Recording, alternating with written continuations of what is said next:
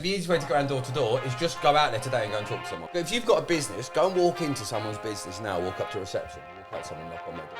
Anxiety is like having a pet tiger. If I had a pet tiger sat here now, nice and calm, that'd be fucking awesome. I'd feel like the absolute man. If that fucker went to bite me, I'd be completely screwed. The very things that people get categorised around ADHD, they don't go, this is good because of your ADHD and this is bad. They just go, it's because of ADHD. Go, well, find a fucking superpower.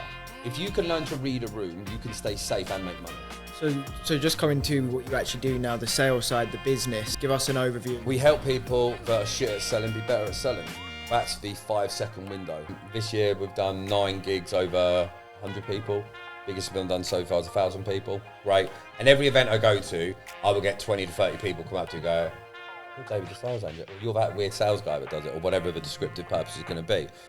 When there's like sports day, now everyone gets a medal. There's no winners. Is it really as bad as social media makes it sound? Do you know, it's not, do you know, it's a nice day out. Everyone's cheering the kids on, everyone's doing great, and didn't everyone do well? Confidence only comes from a proof of results. So you've got to see results. If I had never played tennis and the first 5 times I hit the ball, I hit it perfectly, done a perfect serve, I'd be far more confident on number 6. Hello and welcome to another episode of the Multipliers Club. Today we're joined by a very special guest, sales guru, sales mentor, closing expert, David Angel, aka the Sales Angel.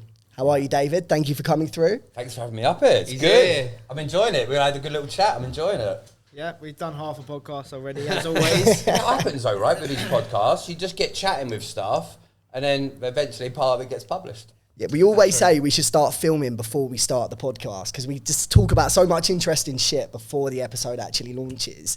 But yeah, I know you've travelled a long way to get here today. You've came from the Isle of Wight, right? Yes. Brilliant. How long are you down in the UK for? Well, mainland England. I'm just leaving tomorrow, so I'm literally come up today, do this with you guys, and then I'm talking at an event tomorrow to 120 entrepreneurs for a scale-up summit. So mixing this up, trying to get it in the diaries took us a bit of time, innit? So yeah, we're here now. I'm glad to be here. It's been a long time in the making. Yes. I've been specifically interested for this episode just because I've been in sales pretty much my whole working life, and I always love to learn from experts like yourself. So let's go right back. How did sales start for you? Because most people, anything like me, I fell into sales. Yes. Did you grow up wanting to be a sales guy, or did you fall into it? Yeah, I had a poster on my wall of a sales guy. Fucking 100% not. So I was like most people, wasn't good at school. I was only allowed in school 1 day a week from when I was like 13. And back then, they just said to me at school, what do you want to do? And I went, like it's work experience full time. And I went and become a chef, and I ended up running restaurants by the time I was 19. And then I fell out of love with it by the time I was 20. And then I was like, what now? And so I went, I'll go and do sales, you'd be good at that. So I literally went and got a door-to-door commission-based sales job because you didn't need a CV. And the guy was, oh my God, I think you're going to be amazing. I'm like, this is brilliant. Everyone's telling me how great I'm going to be. And I absolutely tanked. I think I was selling like talk or something. And I tanked. I was awful. I was working my arse off. I was doing more doors than anyone else. I'm chatting to everyone. But I also had no real perspective of what it was. I was just waffling. You know, that like meme with that guy who's just talking in the girls' ear. I think that's just what I was doing. And then it took a lot of time, took about learning about personal development. And then just over time, you start becoming better, Just right? stuck at it. Yeah, and I think if you're quite a simple character, and I'm quite simple in many ways, where I have long-term belief, even if I don't have a short-term vision. I'm like, I can see where my life's going in 5-10 years, even if I don't know there's a path there. So then you're just sort of like, I'll just fun myself around and just see what happens with it. And I think now more and more, I struggle to sleep in the morning. It sounds so knobby, because I'm like, I wake up and my brain's 100 mile an hour. It's not because I'm like, I want to do an ice bath or some weird morning routine, but I'm just like, my brain's just going, and it's either from a lack of I'm where I want to be, or it's like, man, I can't wait to get up today because I've got X going or Y going. Like today, I was up at 4 getting stuff done on the laptop because I had to get a ferry and do all the other stuff. And I feel there's a level of gratitude that only sales has brought me that. Yeah, I think for that's sure. a really nice part. to have that freedom now. So yeah, it's just been a crazy little journey for the longest time. Walk us through the door-to-door stuff, right? So I never personally done door-to-door, but I've been told it is like the hardest form of sales. Do you know the easiest way to go and do this? Go outside now and talk to a fucking stranger. The easiest way to go around door to door is just go out there today and go and talk to someone. Don't go and knock on people's houses. If you've got a business, go and walk into someone's business now, walk up to reception, walk up to someone, knock on their door. Because it's so easy where people go, oh, yeah, no, it's quite easy to do. I do it. Go and do it.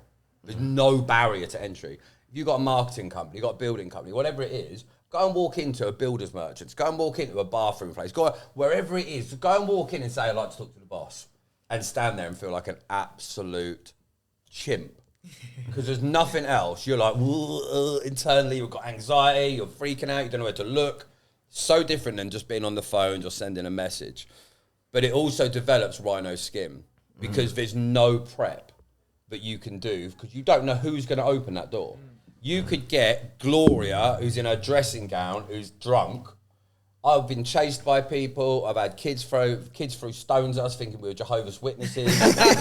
Nothing against Jehovah's Witnesses. They just thought we were. I had someone else let their dog out on me. I had to run down a thing and jump over a fence. It's character building, right? Right? And I think it was it?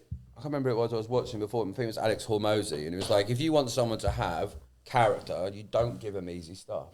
Right, if you want someone to have discipline, like you've got to get it. It's that yin and yang. And door to door, you go and do it just for a summer. Go and do it for a month. And I think it will reveal, a lot about you. And it will also give you exposure to a huge amount of the demographic of the world and give you a real perspective. All the years that you've done now, do you think that you would still have those same feelings inside if you would go? Oh, I have crippling anxiety. I have crippling anxiety in life. I have anxiety driving here today. I have anxiety before I get on stage. I missed one of my mates' weddings like fucking 6 years ago, and I wasn't even like an usher or anything. Like I used to have real crippling anxiety. Was that just like social anxiety? Just in general. Like, I've just got a very... You ever watch Superman? You know when he gets the laser beam mines and he's like, when he first gets in, he can't control it, he's burning down the fucking school and the bus. I think anxiety is quite like that. I think it can be a bit of a almost superpower when you can control it. And I see it now more like anxiety is like having a pet tiger. If I had a pet tiger sat here now nice and calm, that'd be fucking awesome, right? I'd feel like the absolute man. But if that fucker went to bite me, I'd be completely screwed. You wouldn't be able to control it. And I think with the early days anxiety, it controlled me. Where now I have it, I embrace it, and I actually quite like it because there's a lot of benefits around things like anxiety if you get the right sort of mindset around it. And I think a lot of people don't look at it like that. I completely agree. So I've always got anxiety too. I feel like a lot of my anxiety when I was younger, it was party driven, right? I was probably going out a little bit too much. And that was quite a big factor of it. But I think it's more spoken about now. Whereas if you were getting it back then, like, what was it like then? Because people never used to talk about it, did they? Well, yeah, you just think you're mental, don't you? Like, before... Give you a prime example. Let's say that you lived in a little town in Ipswich and no one had ever seen a comic book and you like comic books. Everyone would be like, you're a weirdo. And you'd be like, I'm a weirdo. We don't even know what this is. Right? It's a comic book. If everyone knows what a comic book is, it's more acceptable. It feels more normal. We don't get given a master plan on how to be a man. I genuinely, I don't know about you. I didn't go to school and someone sit me down and went, okay, cool. So you're 14 now. Good idea to do this to be 16. Then when you leave school, go mess around for 3 years, aim to buy a house at 20. Maybe you'll do this. Like, give you an outline. Here's the skills you're going to need. I just went next party to next party for years, and shit just fell into my life. And I think a lot of the time now, we don't have any of the ideas. We don't have any type of planning. And I think so many people, we just end up with these thoughts and feelings. And the good thing is now things are talked about, but I think there's a downside. I think now shit's talked about so much that now's a fucking excuse. Yeah, I agree with that. I think it's absolutely mental. Like I co-hosted a great event called Mindset Maintenance down in Portsmouth. I think it's in September this year. And when I first went to that event, it was great seeing so many people there. But I think outside of those events that are really well organised with great people, there's people that are growing up now that get given a fucking ADHD badge or there's this or there's that. And it's an excuse. And those kids then grow up with, I can't achieve stuff because I've got this little fucking Identity. Blue Peter badge of whatever it Give is. themselves an identity. I didn't have that before. It was shut up and get on with it. Now, there needs to be that balance between the two. To shut up and get on with it doesn't help. But I also think there's a lot of people that are walking around now that have got massive self-imposed barriers on their potential. And as soon as it gets uncomfortable, as soon as there's a bit of fucking pain, as soon as I feel a bit nervous. Good. Like, grow up. Got to push yourself into it. Yeah. Where people are like, oh no, it feels uncomfortable. Yeah. You wouldn't put your hand on a hot stove. No, it's a fucking stove. I've got quite a controversial view on this, right? So I feel like if you have a kid and you diagnose that kid with ADHD, he might even definitely have ADHD and dyslexia. But I feel like the minute you tell a kid, oh, you're naughty because you have ADHD, it's now an excuse. And then it's almost like for the parents, they're like, oh, he's only naughty because he's got ADHD. Yeah. It's not my fault. It's not his fault. He's got ADHD. Whereas I feel like, is it beneficial to self-diagnose at such a young age because you've got to live with it anyway? Or do you feel like maybe there should be that self-diagnosis? I think it's great because there's always going to be people in the world who are going to be at both ends of the spectrum. Yep. And I think that's great. I think it depends what you want to do in your life. I think there's a lot of, I'll give you a prime example. Forgetting about ADHD, I think about mums and dads raising it. Mums, having someone motherly is fantastic. I think for a boy, a dad is vitally important because you have such a different perspective on life. Like if you're a girl, there's a certain amount of value that you get just for walking and talking and being around. You're adored, you're a princess, you're this, you're that.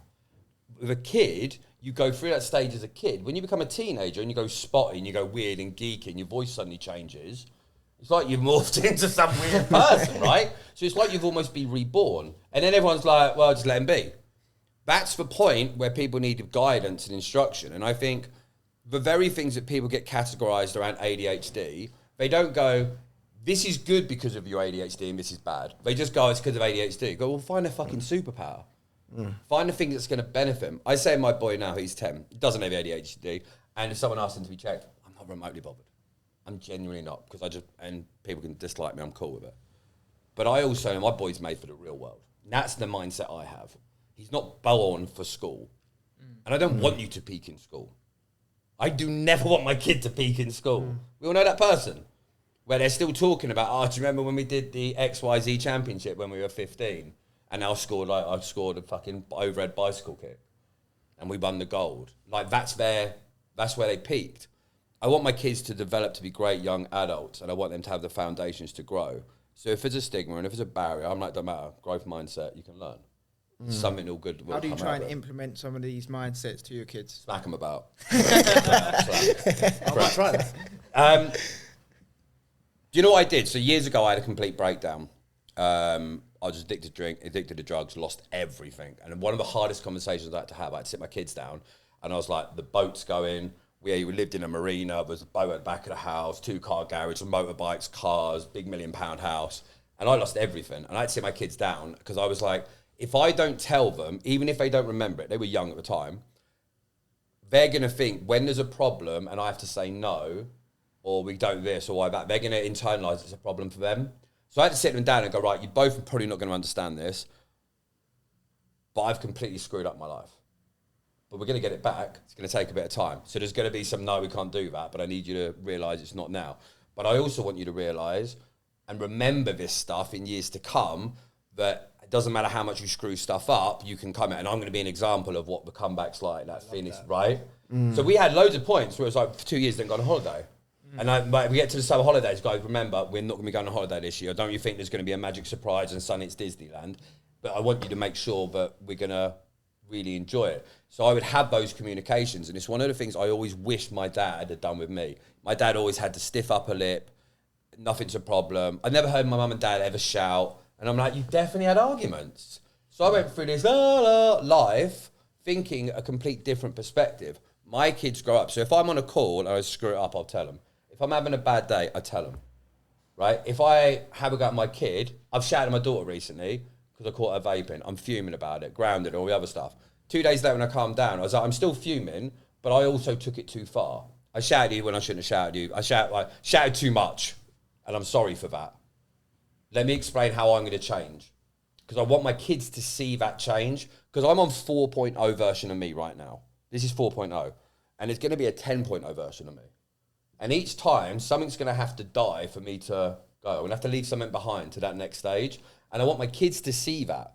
So when you're a little shit now, I want you to realise, right, this is you, like 0.1 version of you. Yeah. That's all right. That's good. Yeah. I get kicked out of a class. Yeah, okay, you shouldn't have done it, but that doesn't mean that you're always going to be kicked out of a class.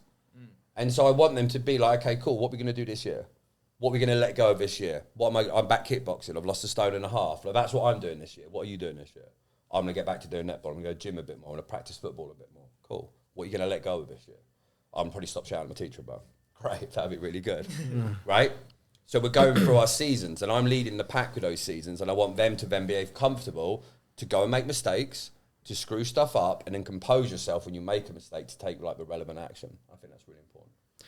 It's an interesting point for sure. None of us have kids, but like from what I'm hearing with my friends that do have kids is apparently like the school system's changed a lot as well. So am I right in saying that when there's like sports day, now everyone gets a medal? There's no winners. Is it really as bad as social media makes it sound? Do you know, it's not, do you know what? It's a nice day out.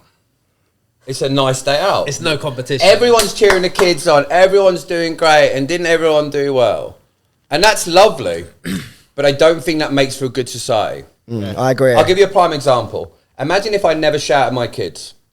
I never tell them off. I never tell them we're wrong. I never tell them you could have done better. Right? They can grow up and be happy, and they might magic into being amazing people.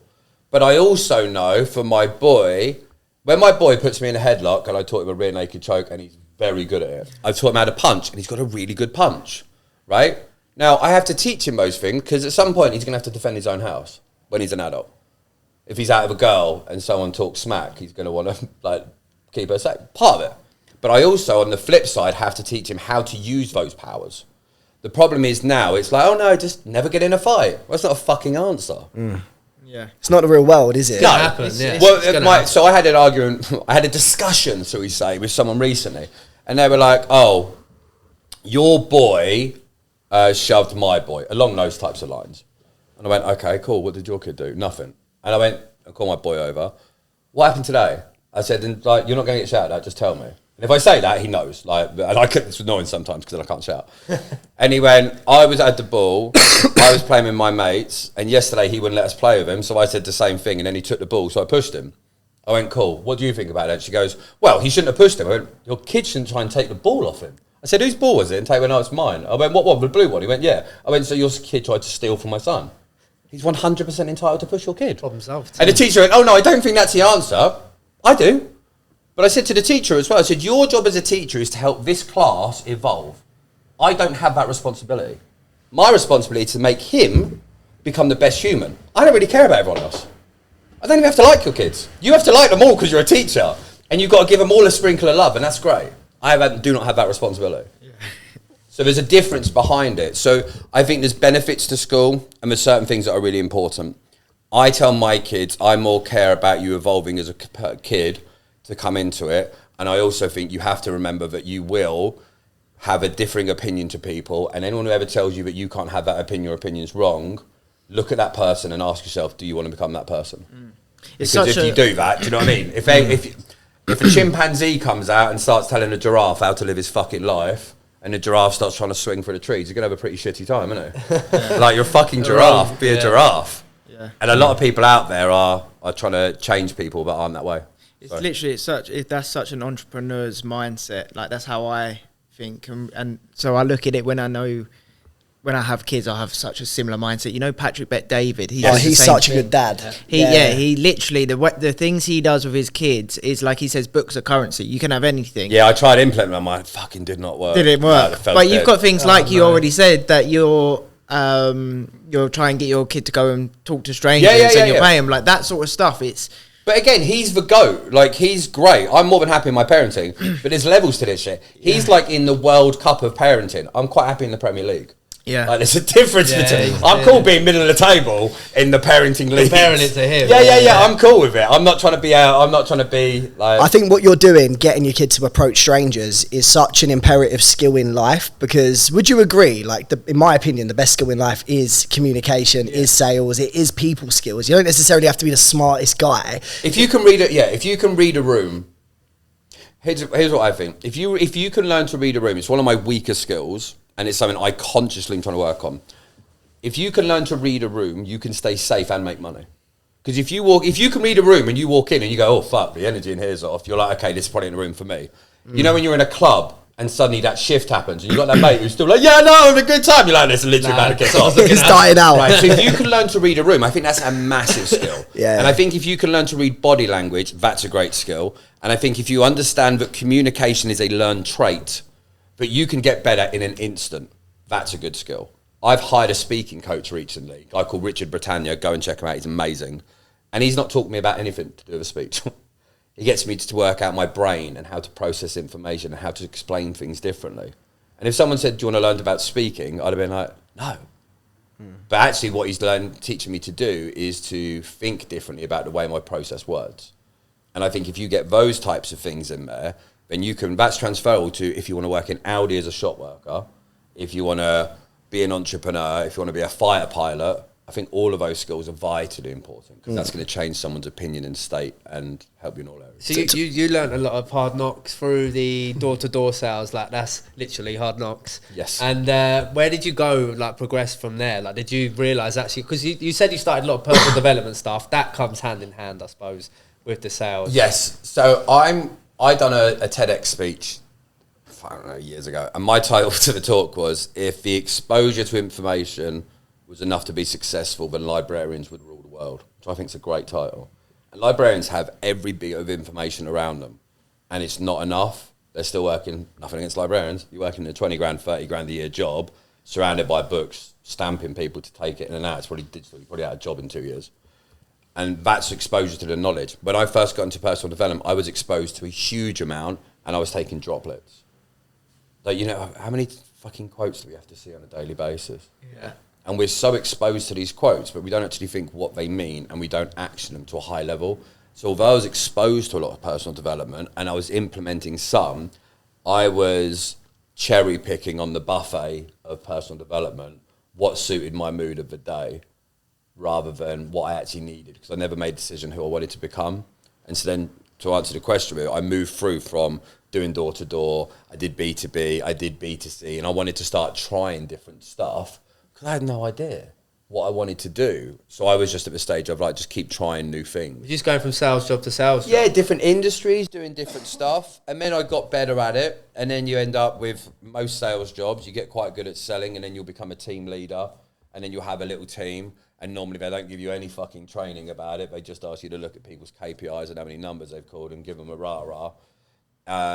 And then you have to start learning more about leadership. And then I had my own businesses. And then when I had the breakdown, when I was drinking and sniffing every single day. Anytime my kids weren't with me, because I only saw them every other weekend. Were you doing that and still being operational with making money? That was the problem. That I literally not sleep for 4 days. So he's running your business at this time Yeah, as well. yeah. And then... So what was the business doing, similar to what you Yeah. So, high ticket sales. Yeah. So the problem I had was, when I split up with my partner and my kids, she moved them back to the Isle of Wight, I stayed in Southampton. So I was only then seeing them every other weekend. I love being a dad, and I didn't really understand it at the time, but I was just like, I don't want to be at home. Got a big 4-bedroom house, no kids, just go out. It's easy to drink, party, socialise, and all the other stuff. And we all know what that's like. You can you can get over the hangover or carry on, and we've all seen The Wolf of Wall Street. Yeah. But that only lasts for so long. And by the time I realised, I'd been in a haze for like 3 years. And when I had my kids, great, fine. And as soon as I go back to my menace. And you just end up having, I would say it's a bit like, like get your radars off. You just don't have a real good judgment on stuff. You had the wrong people, wrong advice, wrong ideas, wrong actions. And then suddenly you go, fuck, everything's fucked. But the business was doing well at some point. Yeah, it was going to some point. And then suddenly you just stopped doing a lot of the pieces of the puzzle. And then I was at the stage, I had a complete mental breakdown. Like I couldn't do anything for like 3 months. How long were you like sniffing and drinking for before that breakdown happened? 5 years. Wow, so you had a good run. Yeah. Had a great, and I've got some. And just to be clear, I had some amazing times. I wasn't crying every night, but I think there's a perspective around a lot of this stuff, and I think a lot of the time, especially for guys, we're always chasing status and recognition and all of that type of thing. And you end up at that stage. And now, like, I couldn't imagine going back to that type of stage. But ironically, because I lost everything, then people are like, I'm really sorry to hear about everything's gone to shit. Are you still good at doing that sales thing? Because I said, and that's how I got into doing coaching. Yeah. Because then I got into that stage. We're like, well, come and sit with our team, and we'll give you, if you can help us recover some revenue, we'll give you a cut. And we went in and like recovered 28 grand in sales in like a couple of days. And I was like, this is fun. Yeah. And then when lockdown then kicked in, a couple of years later, I just recorded 700 trainings, put it on an academy, and we got an academy. So just coming to what you actually do now, the sales side, the business. Yes. Give us an overview of what that looks like at the moment. We help people that are shit at selling be better at selling. That's the 5-second window of it. Sales is a funny thing. Because I've been in so many industries, inbound, outbound, phones, all the other stuff, I think it's like being really good all-rounder at sports. Like, if you say think sales, think sports. You could be great at baseball. Yeah, you might be able to play American football. You've got the athleticism. You've got hand-eye coordination. That's quite good. So you can jump through. Most people haven't got a clue what to do. They don't know what to say on a phone call. They don't know what to do here. And I think the big problem with people is my sweet spot are business owners where they're doing the sales. So, for example, that could be deal sourcing. That could be people in solar. Could be coaches, consultants, experts. They're good at their thing. Sales is a thing that drives their business. So we then work with them on how to build out their sales system, to what to do when a lead comes in, what to say, automations, build out their pitches. And then we work with them on a one-to-one basis. How long do you usually work with them for? Varies. Our Conversations to Clients program. If you look at it on a bigger scale, it's a 1-year program, but the one-to-one side's 12 weeks. Okay. And again, because of my habits and my lifestyle now, I'm up at 4:45 in a day, every day, happy, wake up, get up and do my work. So I'm quite on my clients. They have me on WhatsApp. I'm quite vibey on it. So I'm like, right, phone them and say this and go and do that. So we voice note back and forth. Just like live, like in the making, where somebody has an actual like problem and like, right, this client's doing this. I'm getting this objection. How do I handle it? I have people come out of meetings. So I have it now where, probably shouldn't say this on camera. I have people where I'm like, if you're on a phone call now and you don't know the answer, just hang up. And just say the line went dead. Yeah. And they'll phone me and go, right, I've just phoned this guy on the phone. He said this, he said that. I have no idea what's in my mind. I'm going, fucking calm down. Right, write this message out. I want you to do this. Then you're going to phone him back when you're on the phone. Then you're going to text him, ask him to go to the phone, click him to click a link, get him to watch that video while you're on the call, blah, blah, blah. And they'll phone up and be like, mate, I don't know what happened there. Phone went dead. Must have been a bird. For half an hour. yeah, whatever it was. And then get back into that conversation. And then, so having that direct hand-to-hand combat, it's very much like boxing. When they're coming back to the corner at the end of the round, going, mate, your left hand is down. Yeah. Like, they're so close in the fight, they can't see the problem. Where I'm like, mate, your footwork's the shit. He's really overreaching when he's throwing that punch. Or actually, when next time he throws that straight, parry it out and then fucking hook him. Or do this. That's the difference. Giving someone a course, I don't think is what people need in sales. A lot of the time, they need the man in the corner shouting, uppercut him! Yeah. Right? Get your hands up! Are you doing all the delivery? Yeah, the coaching side. That's where the problem we've had with it is because we end up just at capacity. I was going to say, that's got to be quite difficult if you're the main sole person doing Well, yeah, the it delivery. is. So what we've done now, we've got our Sales Accelerator program, and that's what we're now scaling out, where people can spend. So, for example, we do a Monday morning call at 8:30 in the morning when anyone can get on that. And that's sort of on a subscription. Plus, we've got the Academy, so we can just sell out for subscriptions on there. And that's where, over time, a one-to-one will be less, but probably more expensive.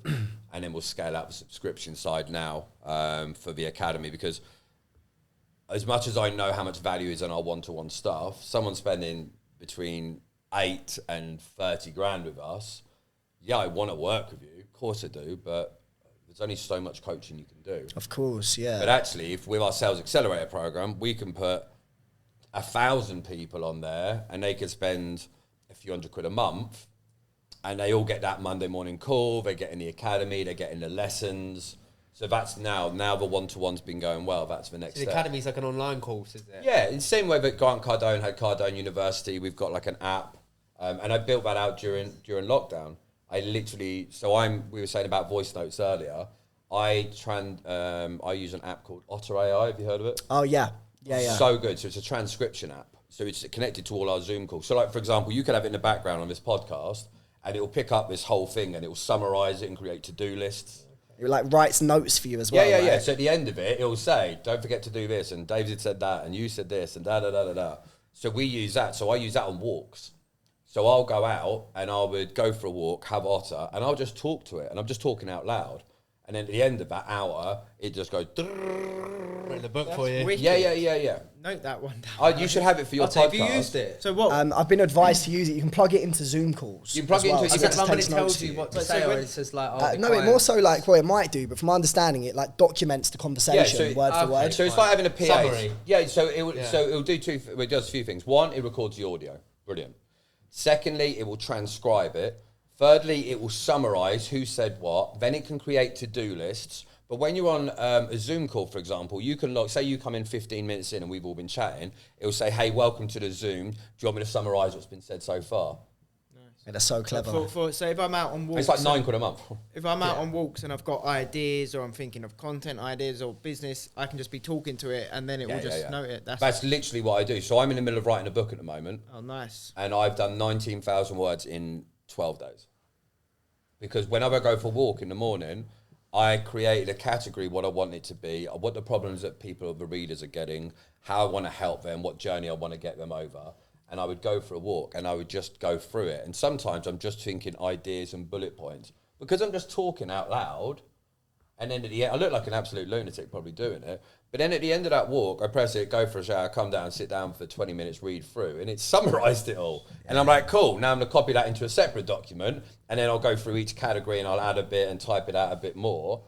It saves me probably 2 months' work. I could imagine. Going back to the sales stuff, so Yes. I want to pick your brains about a Pick it couple away. of questions. I feel like the viewers will find it interesting.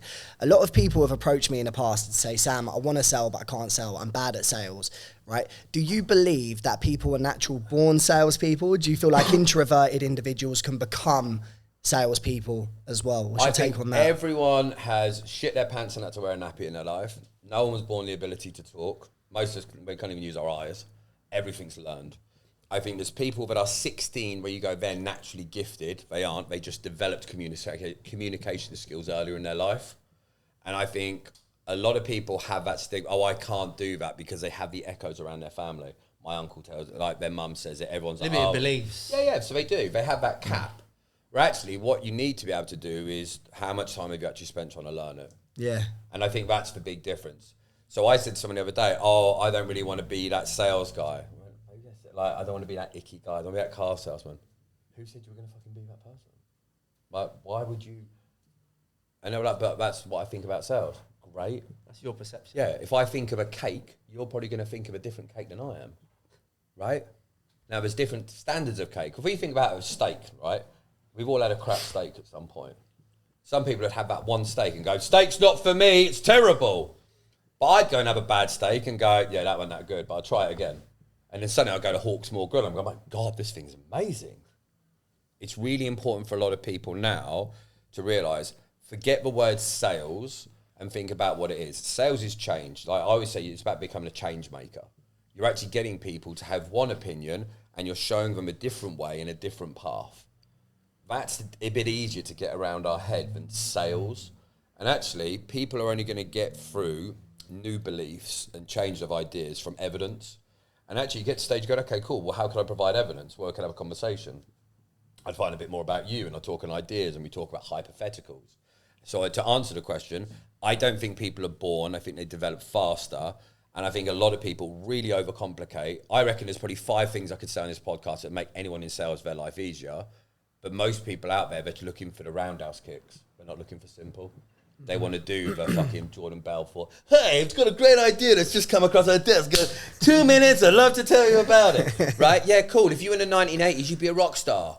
Yeah. But you're not. Do you think sales changes as Yeah, like, 'cause years we go change. on? It does change, absolutely. Think of it like this. Imagine a Formula 1 racing driver in the 40s. The car they were driving. Fucking didn't even have like anti-lock brakes. It was literally a bloke sat in a metal thing with no airbags, no safety, with a fucking shit gearbox. Completely different. Everything evolves. And the problem is now, people watch something, and what actually happens is you watch Wolf of Wall Street, and you emotionally had an attachment to, fuck, that's impressive. And then you went, okay, that's impressive. I'm only impressed by that. That's the only way. Instead of going, shit, I would have never thought about that. I wonder what else I haven't thought of. And I'm that guy. I'm the guy that goes, well, if you were impressed by Wolf of Wall Street, now that's given you a new perspective. You've had a change of your perspective around sales. I'd like to be like that. Okay, cool. Well, is that still accurate? Is that still up to date? Or is that outdated? Okay, so imagine what the new version of, maybe that's out there. Maybe I'll go and follow Jeremy Minor. Maybe I'll go follow Dave Angel. Maybe I'll go and follow Alex Hormozy. And I'll find the person that connects to me in a modern way to do that same thing. I agree. I think that's solid advice. I love Jeremy Lee Minor as well. I think he's fantastic. So he was on my podcast a couple of years ago. Really? Oh, wow, you got him. Yeah. Nice. He was good. And You must have sold him. You must have had to pitch I don't him. really know how it happened, but it was. So again, me and Jeremy Lee Minor are very, very different. He's great, but I also think Jeremy Lee Minor, emotionally, the way he structures NEPQ is very much based on his personality. And that people with that personality type really do it. And the psychology all completely makes sense. I'm really high energy. I am really enthusiastic. I do get excitable. Does that mean I probably lose some deals sometimes compared to Jeremy Minor? Maybe. But I also think sometimes my enthusiasm and passion will actually get me deals that style wouldn't necessarily work. And I think with a lot of stuff out there, think of any footballer you ever liked. But certain styles and mannerisms from a Roy Keane to a Messi is completely different. They're both still fucking great footballers.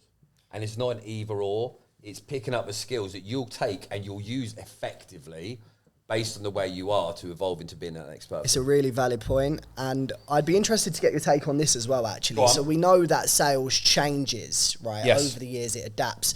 So it's 2024, right? What does it take for someone who's going into high-ticket sales, selling B2B, B2C, anything which is high-ticket? What are the key fundamentals that individual needs to become a top biller?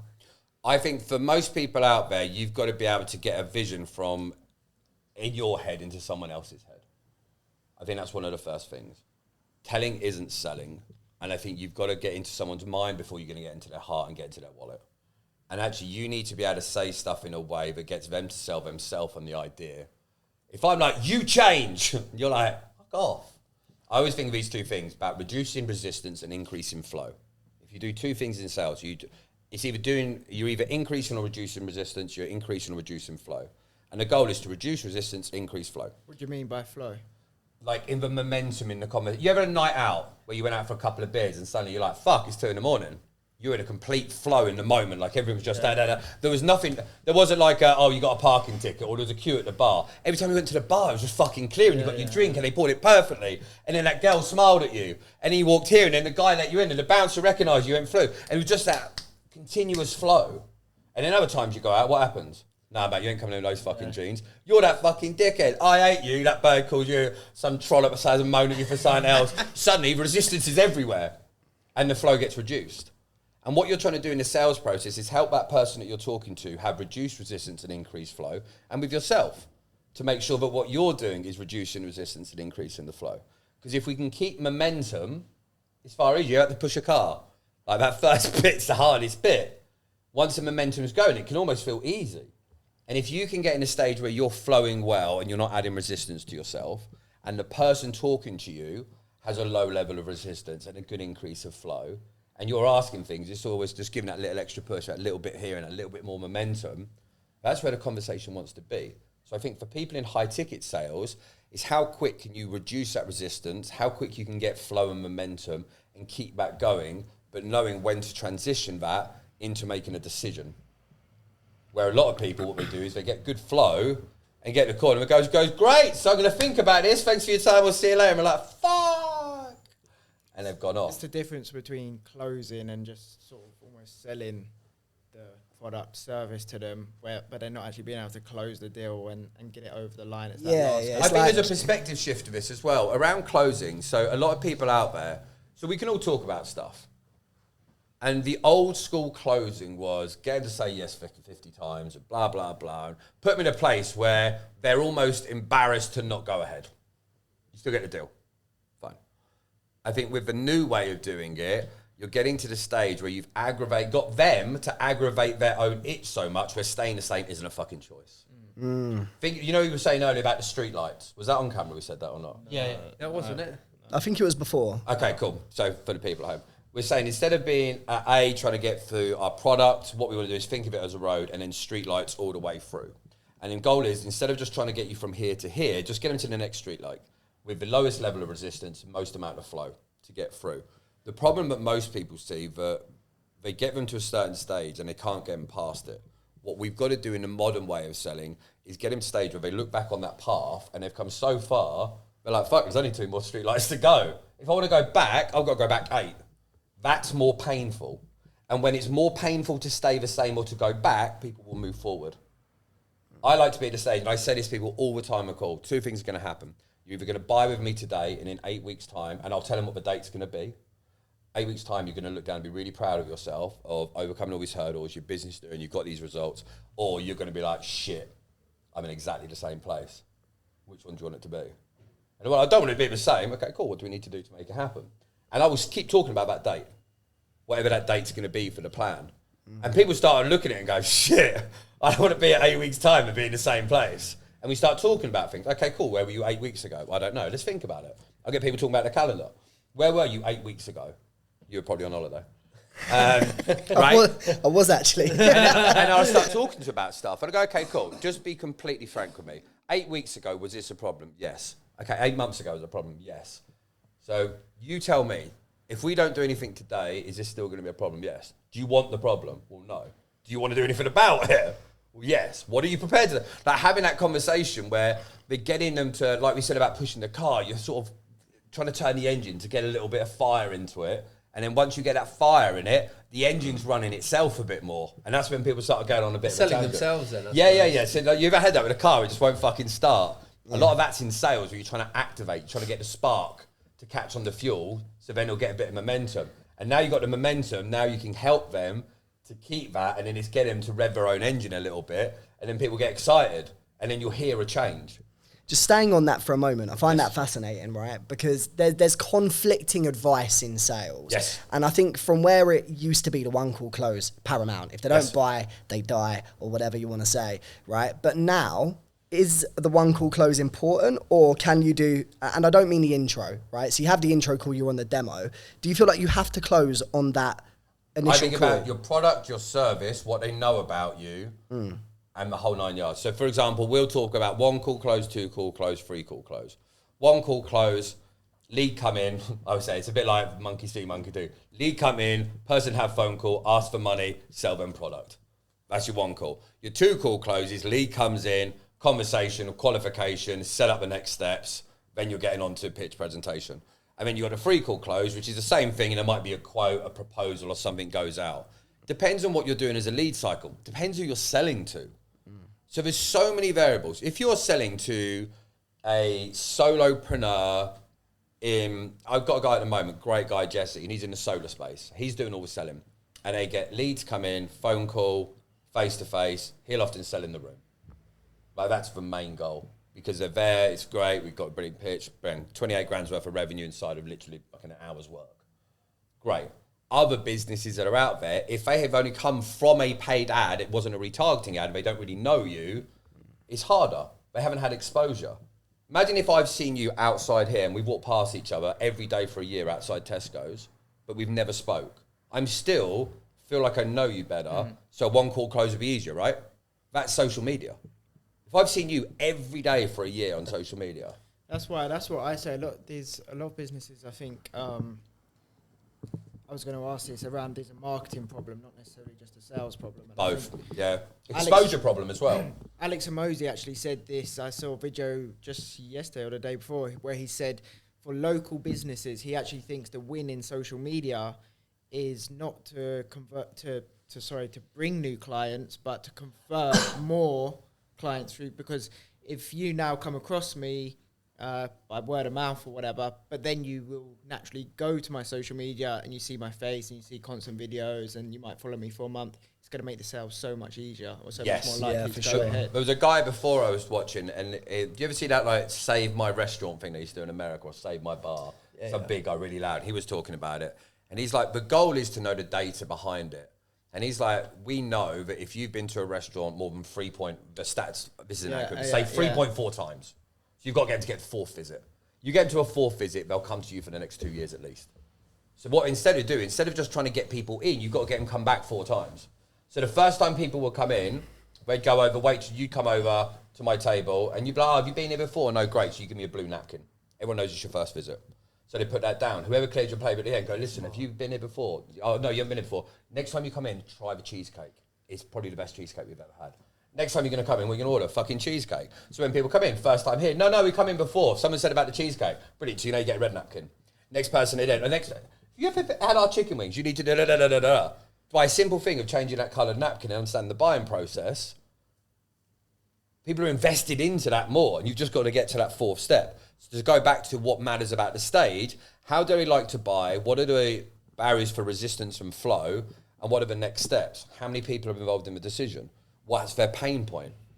You got a dentist, if you got a hole in your tooth now, you ain't looking for a free call close. You're like, rip my fucking tooth out and give me my fucking life back.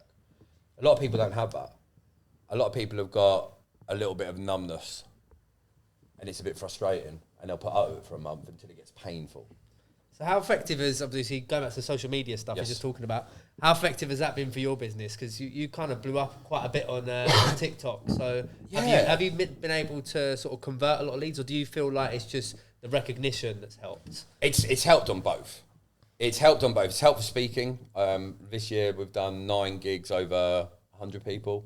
Biggest we've done so far is 1,000 people. Great. And every event I go to, I will get 20 to 30 people come up to go, you're David the sales angel, or you're that weird sales guy that does it, or whatever the descriptive purpose is going to be.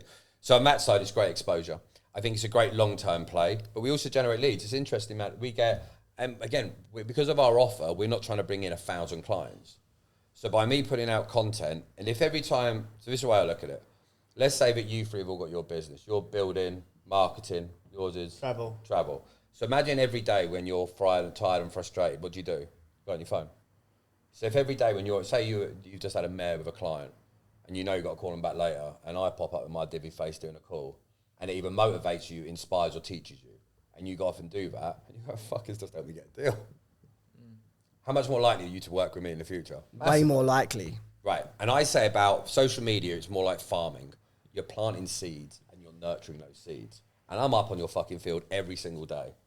So if I'm here every single day, I'm helping people every single day. People are like, oh, your video only got 1,000 views. I'm like, it's 1,000 people that just watch me do a call. That's what we say, isn't it, about the pod? Alex Hormozy had a good point about this. When you first started, say you only get 500 views on a video. Imagine speaking on stage and there were 500 people in front of you. That's quite a big audience. Do you know, this is the funny thing with it? If you knew you were going to go and talk on stage with I'm talking tomorrow to 120 people.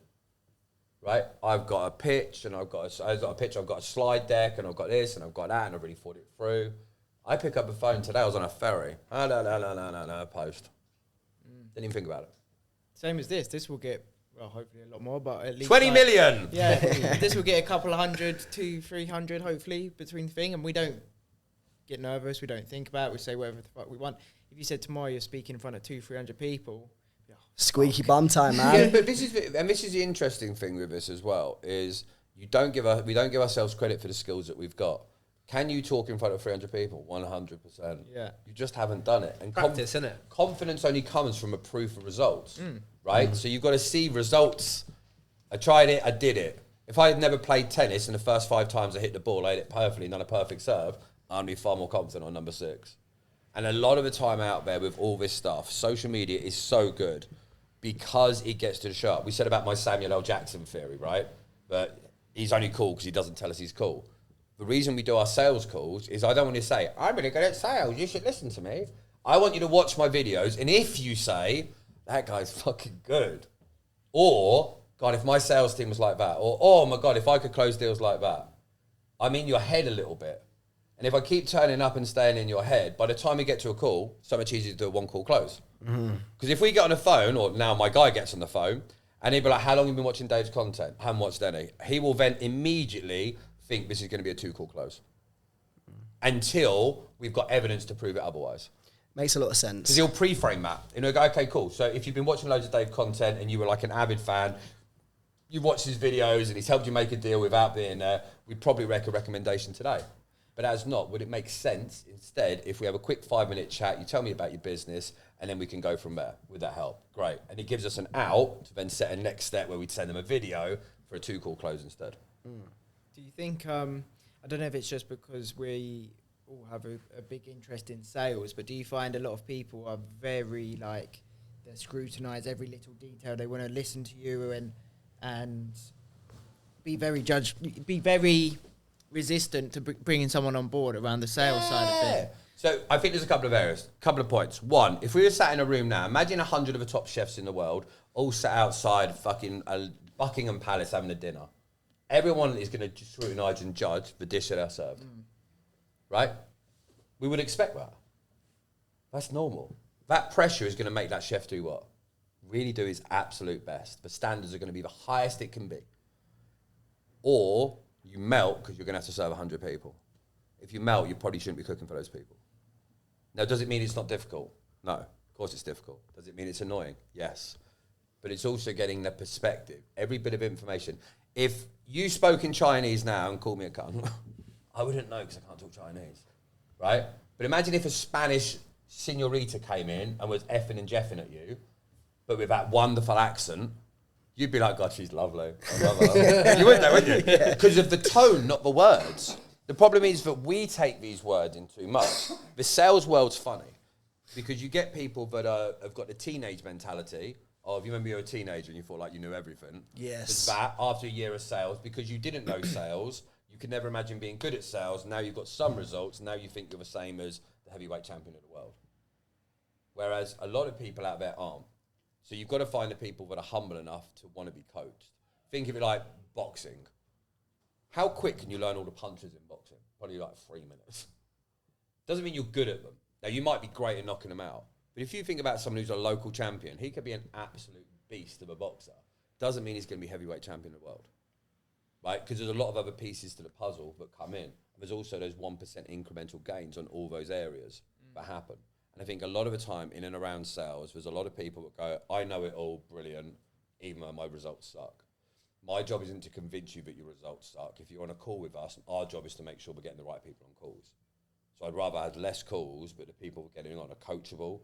They know their problem. They're in a position of pain where they actually just want to make a change, and we'll go through, and we reject quite a few people. What industries are you dealing with at the minute, mainly?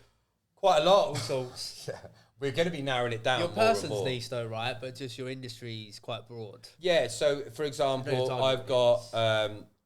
I've got some companies in the care home recruitment space. I've got some people in the tech space who've got telesales teams.